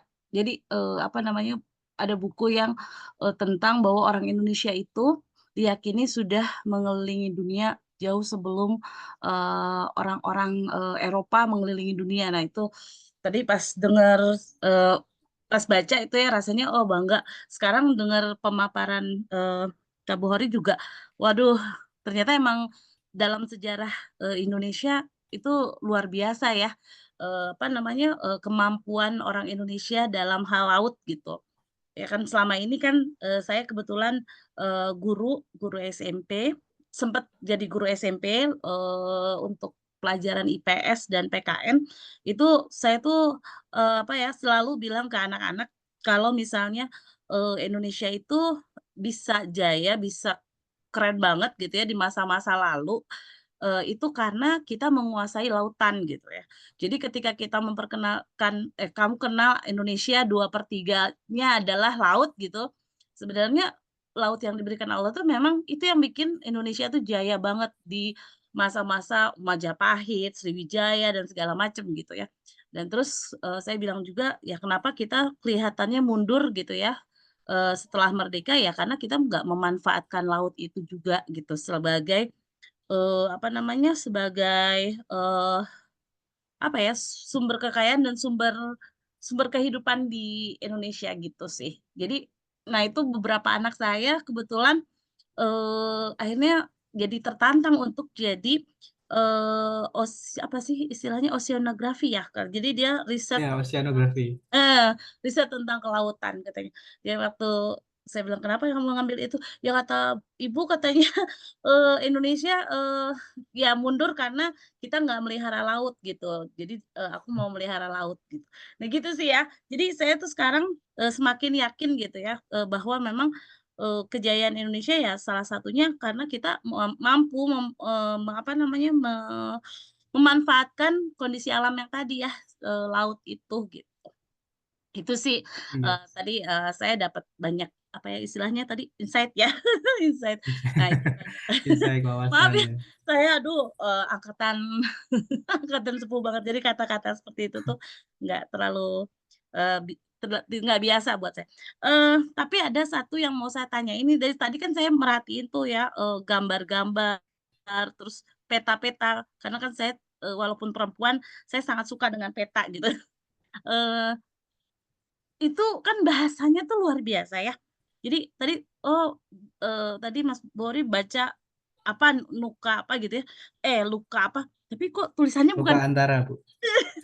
itu memang aslinya Mas Bori juga mempelajari bahasa yang dibuat di peta atau gimana? Atau memang itu sebenarnya udah diterjemahkan ya, Pak? Itu pertanyaan. Ya, iya. Itu saya jawab mungkin. Emang enggak. Ini ya di petanya Godinho Heredia ya. Luka antara. Tulisannya Nuka antara ya. Hmm, Nuka antara Jawa tulisannya Iawa, pakai ya I bukan J. iya. Karena memang kita tidak hanya membaca ini saja, tetapi harus lihat juga di literatur-literatur yang sudah meneliti lebih Hmm, dahulu, Ibu. Ini meskipun tulisannya itu Nuka antara, tapi memang banyak apa itu namanya di peta selanjutnya ada di peta selanjutnya ini Nusa Antara juga ada. Ini dua malah hmm, Nusa Antara dan Nusa ya. Antara. Tapi di suratnya itu namanya Luka Antara.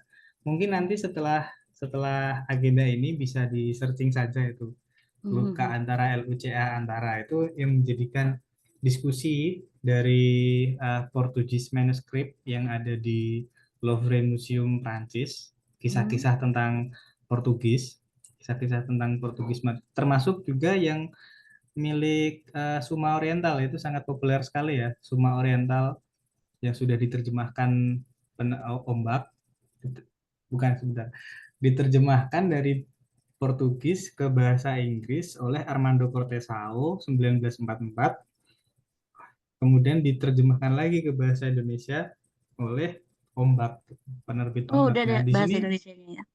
Hmm. ya, di sini saya ingin menggarisbawahi Ibu di antara penerjemahan-penerjemahan ini.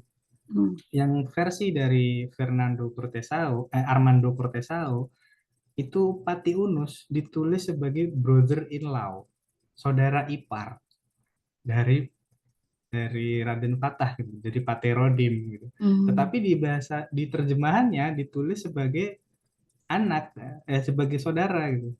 Jadi sulit untuk melihat bahwa ini sebenarnya anak atau ipar gitu. Ini sebenarnya anak kandung atau anak apa namanya? Bukan Paterodim, maaf, dari Trenggono. Itu brother-in-law dari Trenggono, itu bukan ipar tapi saudara itu. Jadi masalah dalam penerjemahan Indonesia itu memang harus kita rigid, hati-hati gitu ya. Dan tulisan-tulisan seperti ini sangat sulit sekali. Saya sendiri jujur bahasa saya hanya menguasai Inggris, Arab, dan sedikit Belanda. Itu pun sangat dasar sekali dan sangat terbantu dengan Google Translate. Tetapi tetap kita harus membaca peneliti-peneliti yang terlebih dahulu. Jadi buku ini saya contohkan referensi lain mungkin ya, dari selain Benantara tentang ini ada buku monograf. Ini dari Pak, kelihatan nggak ini? Kelihatan ya, kena background ya. Iya. Ini berjudul Karimun Jiwo, itu ditulis Pak Jean-Marc Gillon, orang Prancis yang sekarang ada di Karimun Jawa, masih meneliti itu. Dan ini yang sangat sangat bagus sekali nih Bu, dari KPG juga. Banyak buku saya dari KPG malah. Dari Claudine Salmon, itu loyalis dinasti Ming di Asia Tenggara. Yang isinya bahasa Cina, aksara Tiongkok yang sangat sulit sekali dibaca, ini cukup mudah untuk dimengerti. Loyalis Sudah dinasti terjemahkan Ming. juga kan ya? Ya, sudah diterjemahkan. Di buku ini sangat menunjukkan sekali bahwa di Nusantara itu perspektif tentang bajak laut itu berbeda dengan perspektif di VOC gitu. Karena dulu ketika VOC datang ke sini awal-awal itu mereka dianggap sebagai bajak laut oleh Kesultanan Demak, oleh Kesultanan di Aceh, di Samudra Pasai. VOC itu adalah bajak laut. Tapi ketika VOC itu mendominasi, pangeran-pangeran atau patih-patih yang ada di laut itu dianggap VOC sebagai bajak laut gitu. Jadi ketika kita melihat dominasi di Nusantara di era awal kolonialisme, kita membayangkan laut di Nusantara itu penuh dengan bajak laut yang memiliki markas-markas di pulau-pulau tertentu, di pulau-pulau kecil. Bahkan di bukunya Bu Claudine Salmon ada satu petikan dari Laksamana kelompok Zeng, terusan dari Cheng Ho ya, terusan dari Cheng Ho itu ada kelompok Zeng yang mengatakan, daripada kami kembali ke Cina sebagai budak, dikarenakan dinasti Ming kan sudah kalah, daripada kami kembali ke Cina sebagai budak, marilah kita mencari daratan baru di laut di mana kita berkuasa di sana. Laksamana ini lebih memilih menjadi bajak laut dibandingkan pulang ke Cina dan menjadi bawahan dari dinasti yang baru. Nah, itu sangat insightful sekali gitu. Dan apa tuh namanya? Ada satu buku The Golden Age of Piracy yang kalau di budaya populer kita tahu ada One Piece, ada Iya. Pirates Saya of kebayang itu. Caribbean. Jadi itu bersumber dari sejarah The Golden Age of Pirate. Era keemasan bajak laut yang ada di Amerika Tengah. Sebenarnya di era ini The Golden Age of Pirate tidak hanya di Caribbean saja. Di Nusantara juga ada Golden Age of Pirate. Di Arab, di Socotra, Arab, Yaman, terus di daerah semenanjung timur Afrika, itu juga ada banyak sekali bajak laut. Jadi memang di era awal pelayaran, kita membayangkan laut itu menjadi arena tempur gitu, arena perebutan komoditas. Sekarang ketika kita membicarakan tentang kita adalah bangsa agraris, kita bangsa yang memiliki kekayaan alam yang melimpah dan lain sebagainya, itu kontradiktif dengan masa di mana pertaruhan para bangsa-bangsa ini mendominasi hingga sekarang. Mendominasi hampir 500 tahun itu kan orang-orang Eropa ya. Mereka adalah pelaut yang handal, mereka adalah petualang yang lihai, mereka orang yang bisa apa namanya? Bisa bertahan dari apapun, dari dominasi negara-negara lain, dan bisa mempertahankan hidup di kapal. Jadi pernah ada satu opini dari Pak Ives Mangwin, YP Mangwin itu yang meneliti perahu Pujul Harjo. Beliau mengatakan mungkin imaji kita tentang kapal di masa dahulu yang terpengaruh oleh lukisan-lukisan Eropa dan budaya populer seperti film-film itu bisa jadi salah. Geladak kapal paling atas itu adalah tempat paling panas dan kapal itu bisa berbulan-bulan di atas laut. Tidak hanya mengandalkan perbekalan dari daratan, tapi geladak kapal teratas itu harusnya adalah sebuah perkebunan gitu. Ada padi, ada gandum yang hidup di atas kapal, ada sapi yang sedang berjalan-jalan di merumput di atas kapal gitu. Jadi itu cara bertahan hidup yang harus kita ambil maknanya bahwa sekeras apapun lingkungan, uh, sekeras apapun badai yang menghantam, kita harus tetap berada di kapal yang sama, gitu. Bertahan hidup bersama-sama, jiwa korsanya bagus. Tapi ketika kita lihat sejarah agraria atau dalam konsepnya itu talokrasi, kerajaan-kerajaan daratan, kita dihadapkan dengan eksploitasi, kita dihadapkan dengan perang perbatasan, kita dihadapkan dengan perbudakan, kasta-kasta, agama yang saling berkontradiksi dan lain sebagainya. Jadi ada narasi tentang talasokrasi namanya, Bu. Mungkin kita bisa diskusi lebih banyak tentang itu nanti. Keren. Itu mungkin Bu Lia ada tanggapan mungkin ya. Iya, belum. Kayak saya mencernanya masih takjub sih. Iya, makasih banget ya Terima penjelasannya. kasih Bu Lia.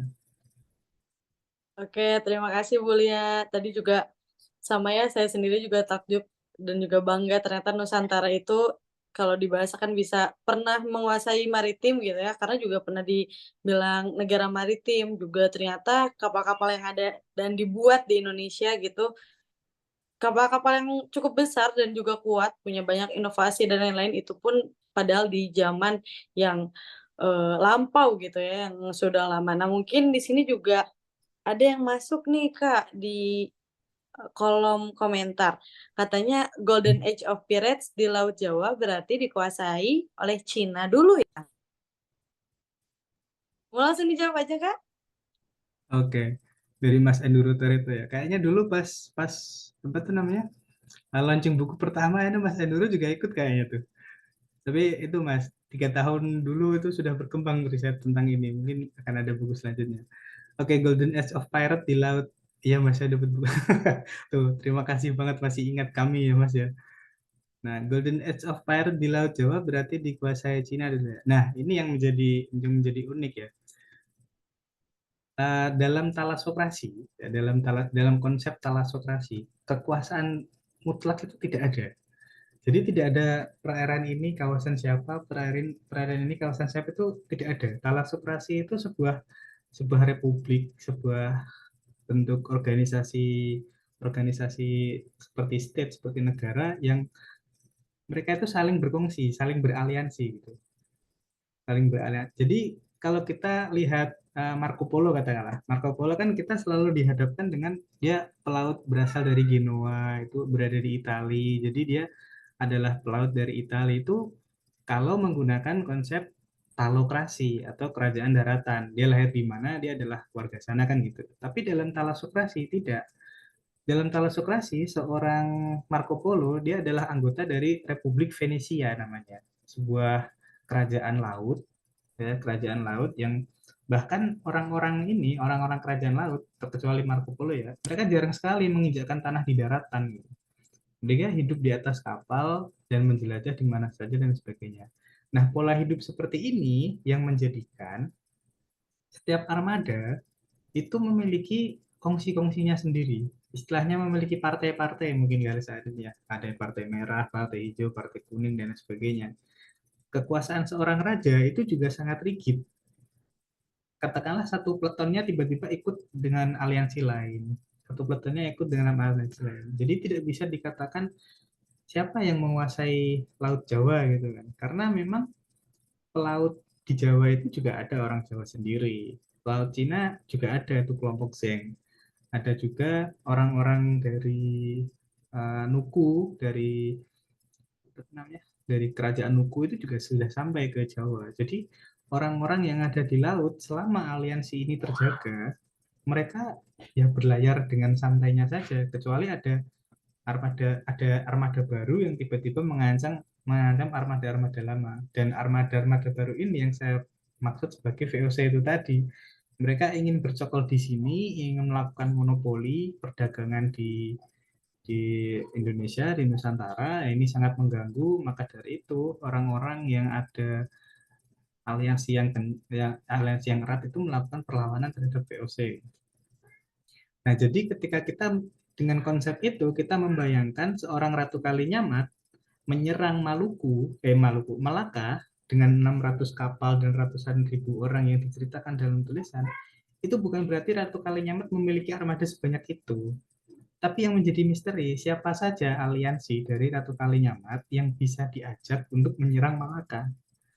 Nah, ini menimbulkan narasi-narasi sejarah itu lebih lebih enak karena tidak terpusat bahwa kerajaan maritim di sini, tapi di tempat lain juga ada kerajaan-kerajaan maritim kecil yang saling beraliansi. Ya untuk lebih mudah melihat itu ya itu loh, One Piece itu loh enak sekali tuh. One Piece itu kan ada Yonko-Yonko-nya itu kan. Ada Yonko-Yonko-nya, terus ada anggota-anggota dari Yonko ini, dia memiliki pulau ini, dia memiliki pulau itu. Meskipun suatu pulau ditaklukkan oleh bajak laut, bukan berarti bajak lautnya di situ. Cuman ya pulau dari itu berada di bawah lindungan dari sang bajak laut A atau sang bajak laut B gitu. Atau mungkin juga di Pirates of Caribbean yang di judul ketiga itu At World End, itu ada yang namanya perkumpulan Shipwreck Cove itu. Ada 10 raja bajak laut yang berkumpul terus ngobrol, ini kita apain ini Inggris kan gitu. Mereka ngobrol, oke satu keputusan kita lawan Inggris, dan mereka secara armada berangkat bersama gitu. Itu mungkin yang bisa saya berikan tentang the Golden Age of Pirate di Laut Jawa itu bagaimana. Oke, terima kasih Kak Bari. Tadi menjawab dari peserta setia kita ya, Kak Mas Enduro. Tadi katanya udah ikut dari punya peserta setia nih, Kak. Alhamdulillah ya.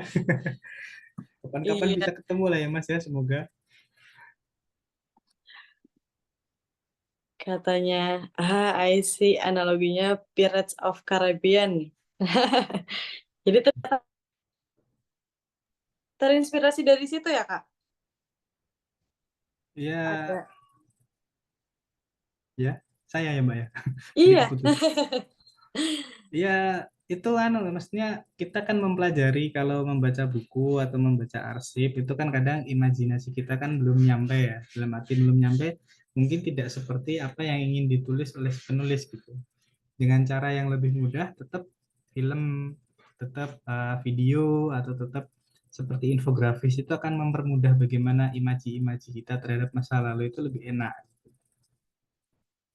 Ya, saya sendiri setuju sih, Kak. Tadi juga ada visualisasi perkembangan peta di Jung Java dan lain-lain, juga ada visualisasi kapal.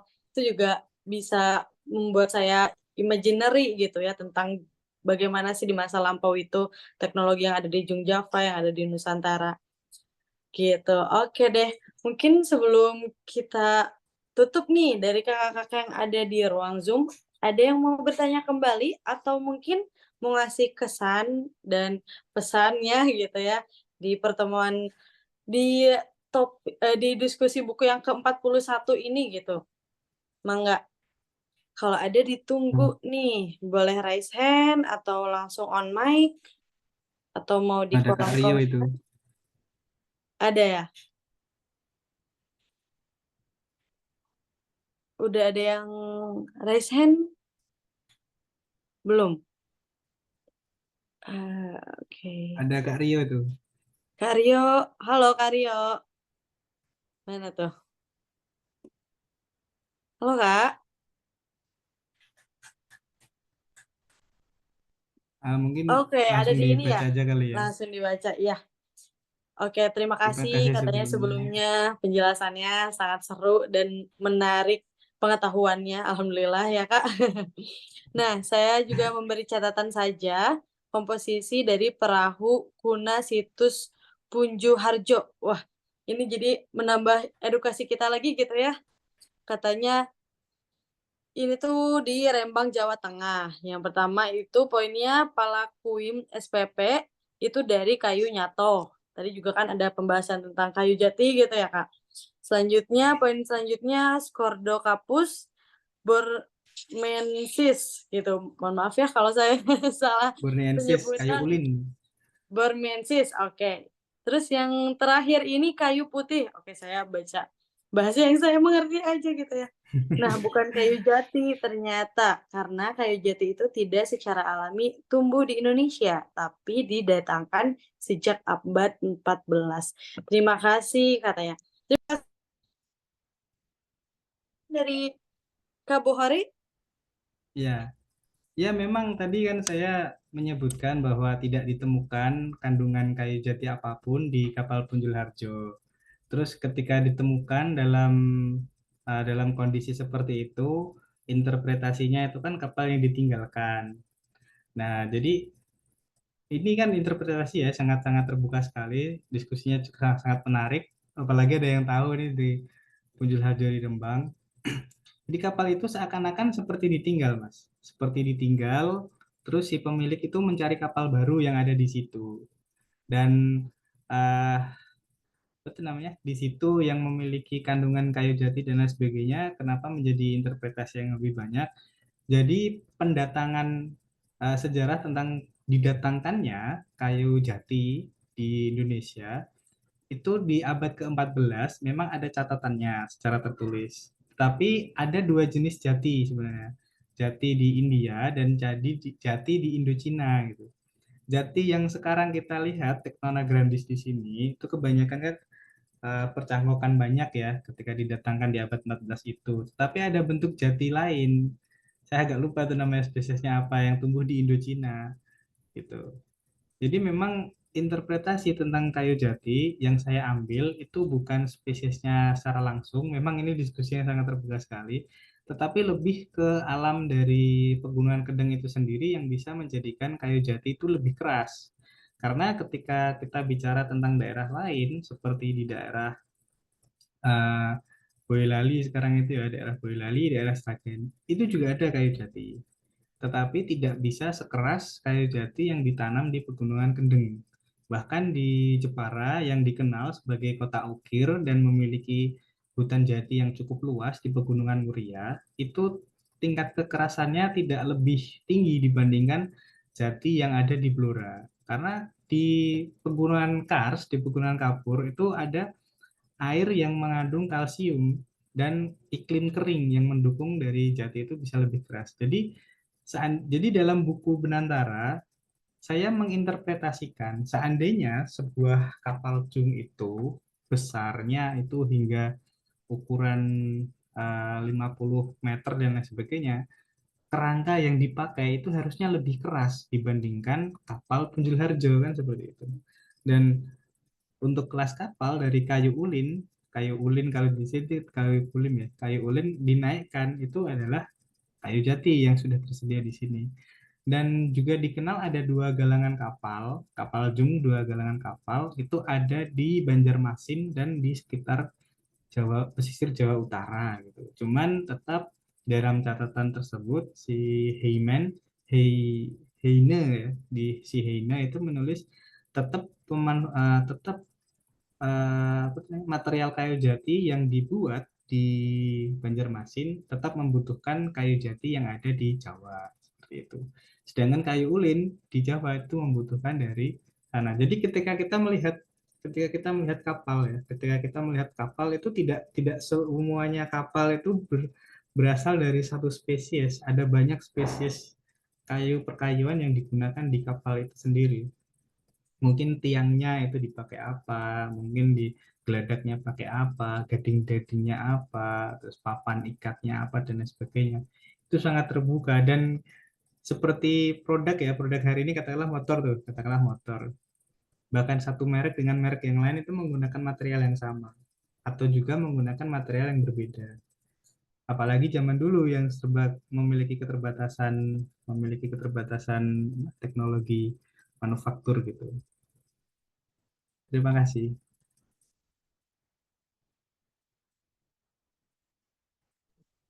Baik, terima kasih pemaparannya. Katanya ikut sependapat. Semoga bisa ikut memberi kepekaan pada tumbuhan asli di Indonesia. Amin. Ya, Yang mengedukasi amin, gitu ya. amin. Oke, mungkin sebelum penutupan dari Kak Bohori mau memberikan sedikit prakata lagi lah atau simpulan atau ada hal-hal yang tertinggal gitu, silakan Kak. Ah, sebenarnya ada slide terakhir nih, tapi nggak saya ambilkan, nggak saya tampilkan itu dari Tan Malaka. Saya istilahnya hanya mengutip saja ya, karena itu sangat sangat mewakili itu. Jadi di dalam Madilognya Tan Malaka itu memberikan pesan bahwa orang Indonesia itu takkan mungkin merdeka selama belum menghapuskan segala kotoran kesaktian dan masih memuja peradaban kuno yang penuh dengan kepasifan membatu. Kita melihat masa lalu, itu tidak kita ingin kembali ke masa lalu, kejayaan masa lalu dan lain sebagainya, tidak seperti itu. Justru kalau saya pribadi melihat betapa hebatnya kita di masa lalu, itu sekarang itu saya malah lebih malu gitu. Dalam arti malu, dulu tuh memiliki posisi penting yang sangat signifikan, tetapi hari ini Indonesia tidak memiliki itu, hanya menjadi pasar barang-barang luar negeri yang di sini hanya sanggup melakukan manufaktur dan menjadi pasar tempat penjualan dan sebagainya. Dan bahkan satu satu itu ya satu ini mungkin terakhir. Negara paling penting di dunia yang kita selalu dikasih tahu bahwa itu mungkin Inggris, Amerika, kekuatan ekonomi dunia dan sebagainya. Ternyata bagi saya negara terpenting di dunia itu adalah Taiwan. Karena di situ ada perusahaan SMRC. Perusahaan SMRC itu adalah pembuat microchip, ya, microchip semikonduktor di seluruh dunia, pusatnya di situ. Seandainya Taiwan atau perusahaan SMRC itu bangkrut, tatanan industri revolusi keempat dunia yang berbasis pada microchip semikonduktor, ya, CPU, RAM, terus sirkuit lampu, remote control dan sebagainya itu bisa runtuh gitu. Itu yang saya maksud bahwa Indonesia harus memahami itu. Kita harus jadi sebuah negara yang signifikan yang ketika kita akan runtuh atau kita akan menurun atau tertinggal dan sebagainya, banyak orang yang merindukan, istilahnya seperti itu. Itu Kak Alida. Oke, mungkin kita sudah ada di penghujung diskusi ya Kak. Saya ucapkan banyak-banyak terima kasih kepada Kak Bohori, salah satu editor dari Benantara. Terus juga terima kasih kepada seluruh peserta yang sudah hadir pada diskusi pada malam ini, di diskusi buku yang ke-41 dari Temu Sejarah tentang buku Benantara Bentang Alam dalam Gelombang Sejarah Nusantara. Mungkin sekian, semoga apa yang sudah disampaikan, yang sudah didiskusikan, tanya jawab tadi menjadi pengetahuan-pengetahuan baru dan juga berdampak gitu ya ke kehidupan kita, kalau bahwa hal-hal yang sudah lampau, yang sudah menjadi sejarah dapat menjadi pembelajaran yang baik untuk masa depan. Mungkin sekian dari saya Aldira Alfiadi sebagai moderator. Terima kasih atas kehadirannya. Sebelum kita bubar, mungkin kita akan ada foto bersama. Kakak silakan yang mau on cam ditunggu nih, kita akan ada foto bersama. Foto bersamanya sudah siap Kak Tiwi? Boleh, Oke, kita sudah ada Ibu Lia nih, ada Mas Enduro, ada Kak Nia. Wah, hadir ya banyak ya. Oke, mungkin ada gaya yang di-request Kak Bohori? Saya Ya. ikut saja ya. Oke, kita gaya bebas saja ya. Oke, Kak Tiwi sudah siap? Oh, masih ya ada yang kita dulu on ya. Saya mungkin nunggu yang mau on cam lagi kali ya, Kak. Soalnya tadi masih Boleh. banyak. Oke, ditunggu teman-teman buat on cam biar kelihatannya nanti di-upload di postingan Temu Sejarah gitu. Wajahnya terpampang. Kita foto ya. Oke. 1, 2, 3. Boleh sekali lagi? 1, 2, 3. Oke, terima kasih semuanya. Oke, terima kasih semuanya. Boleh mungkin terima kasih Kak Buhari sudah join dan sudah memberikan pengetahuan. Dan Ibu, Bapak, Kakak-kakak semua dan ataupun Kak Buhari boleh untuk dipersilakan untuk live meeting Zoom. Terima kasih, selamat Terima malam. kasih teman-teman panitia, terima kasih teman-teman Iya, terima kasih. partisipan. Mas Izin live Bukhari, ya. sehat selalu. Ya, terima kasih semuanya. Selamat malam.